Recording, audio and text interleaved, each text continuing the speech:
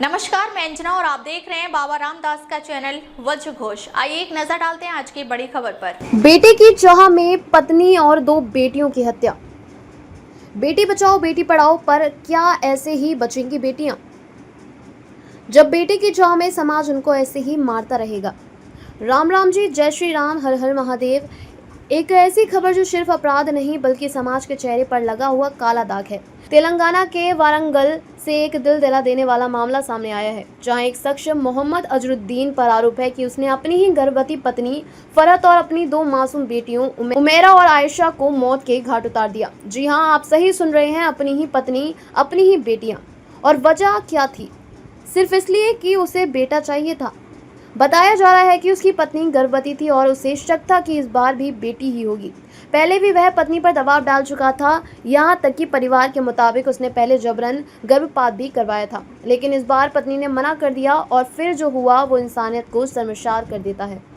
आरोप है कि अजहरुद्दीन अपनी पत्नी और दोनों बेटियों को एक स्विमिंग पूल पर लेकर गया, बहाने से घूमने के लिए, कुछ खाने पीने के लिए, लेकिन असलियत कुछ और ही थी। उसने पहले से प्लान बनाया, सीसीटीवी कैमरे बंद किए और फिर एक एक करके अपनी पत्नी और दोनों बेटियों को पानी में धक्का दे दिया। तीनों की मौत हो गई और बाद में इसे एक हादसा बताने की कोशिश की गई, लेकिन पुलिस जांच में सच्चाई सामने आ गई। अब जरा सोचिए, ये वही देश है जहां हम कहते हैं बेटी बचाओ बेटी पढ़ाओ, लेकिन अगर बेटी पैदा होने से पहले ही मार दी जाएगी या पैदा होने के बाद ऐसे खत्म कर दी जाएगी तो ये नारे किस काम के? ये सिर्फ एक केस नहीं है, ये उस मानसिकता का आईना है जहां बेटा वंश और बेटी बोझ, और यही सोच एक पिता को हत्यारा बना देती है। और सवाल सिर्फ आरोपी से नहीं है, सवाल समाज से है, सवाल सिस्टम से है, सवाल हम सब से है। क्या हमने कभी सोचा कि हमारे आसपास कितने घरों में आज भी बेटा पैदा करने का दबाव है?